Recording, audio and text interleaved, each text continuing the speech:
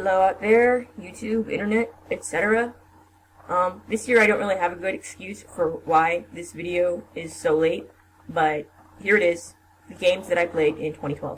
It started with Portal 2 in January, a game that was released in 2011. I had not played Portal 1, but I knew of it. Both Portal games are first-person perspective with a portal gun that you use to resolve puzzles, and both have a good dose of humor along the way. You play as Chell, and she never speaks or reveals anything about herself. Where it shines is in the characters of GLaDOS, Wheatley, and let's not forget Cave Johnson, a recorded voice telling us that when life gives you lemons, to demand to speak to life's manager. The puzzles themselves present interesting and worthwhile challenges.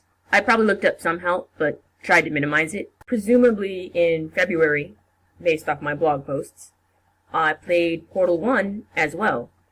I still haven't technically beaten it, though I am on the last part. The first game is mainly you and GLaDOS, and obviously none of the added characters or mechanics from Portal 2. In February, I also played Calibur V.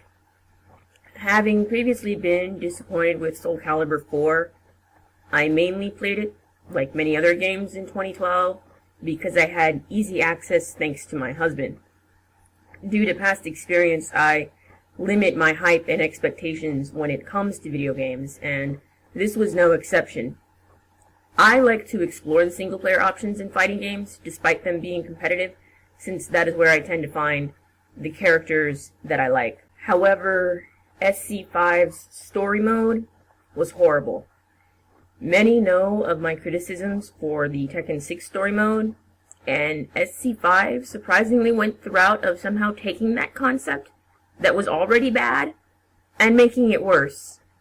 You do not get to pick your character, and good luck seeing if your favorite or some half of the cast even makes so much as a cameo.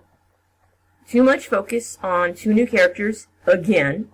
At least it was still the core gameplay. On the one hand, there seemed to be notable additions to what you could do for creating characters.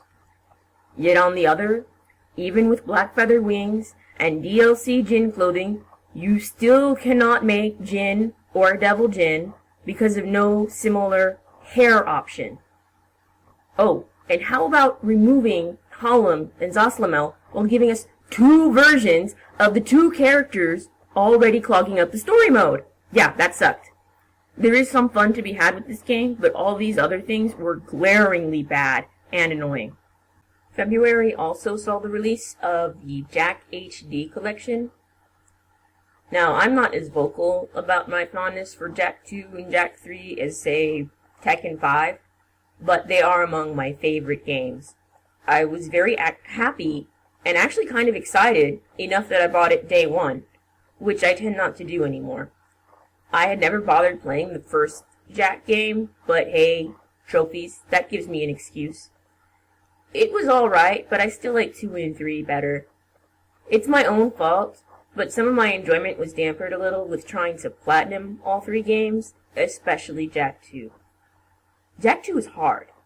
Not only is it hard, but getting all 286 precursor orbs is really hard.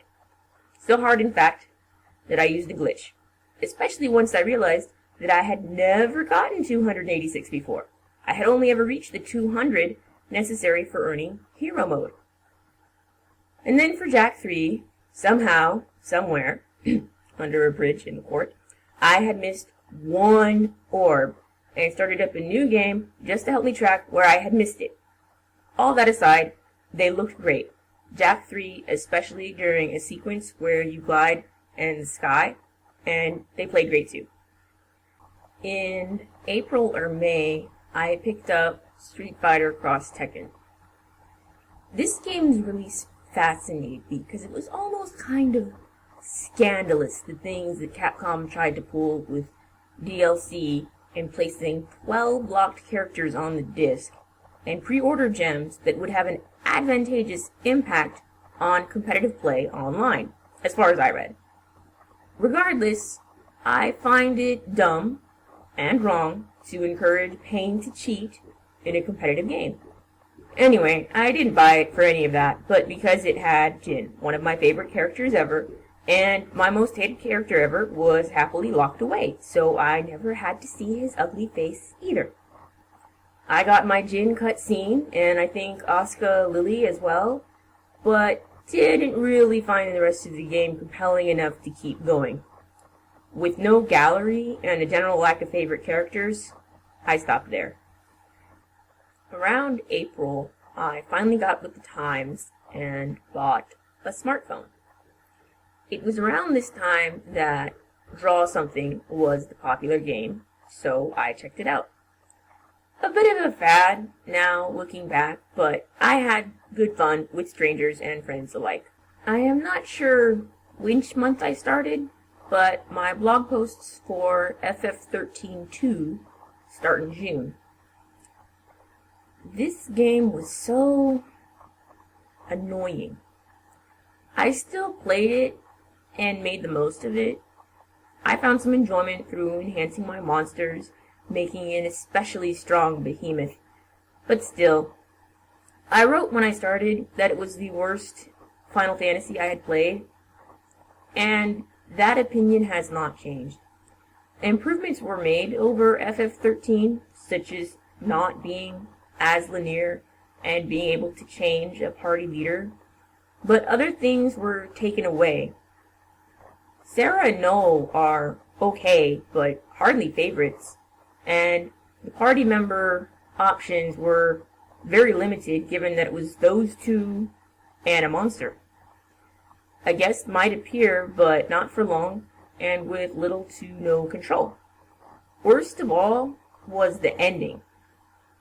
It felt like a slap in the face and a gigantic, nonsensical waste of time. Thankfully, there were alternate endings. If that crappy main ending was supposed to get me excited for the next game, it had the opposite effect, as I have no faith in the team working on the story after that.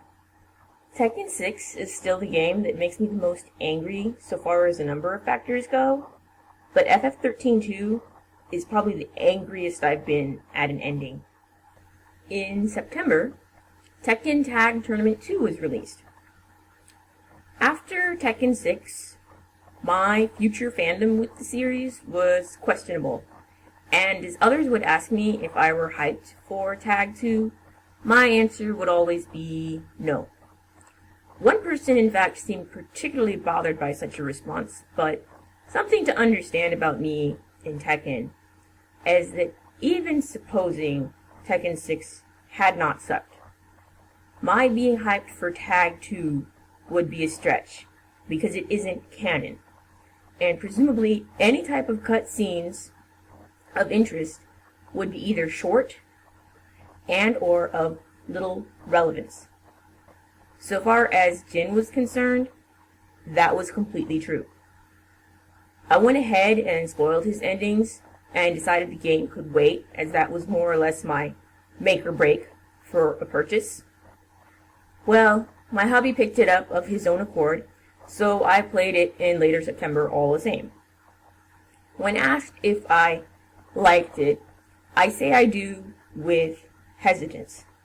See, so far as I'm concerned, anything with the worst character ever is better off dying in a fire. But, given why I complain about this character, was mostly rectified, aside from his general existence. I did what I could to avoid him and enjoy the rest.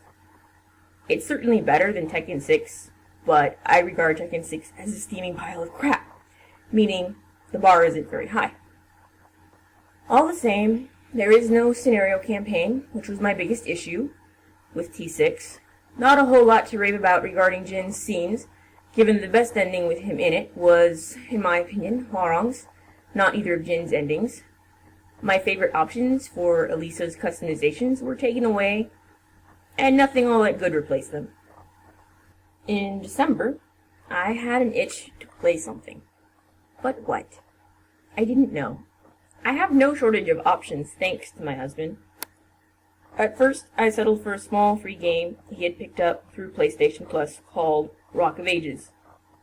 You work your way through the ages using a giant boulder to roll through and do some damage against an enemy gate. It's humorous and interesting, but I stopped after about 3 rounds upon realizing the money doesn't really collect as you progress, so each attempt is a self-contained challenge.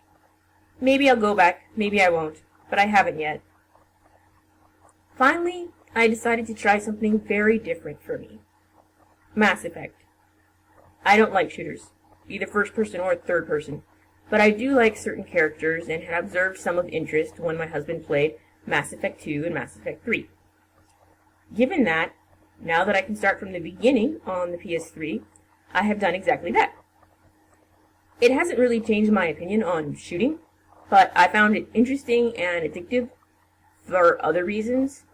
I mainly liked how much I could replay it. Apparently last year I said usually, and then this year I said always, but regardless, always or usually, I make an arbitrary, hesitant list because, well, people like lists.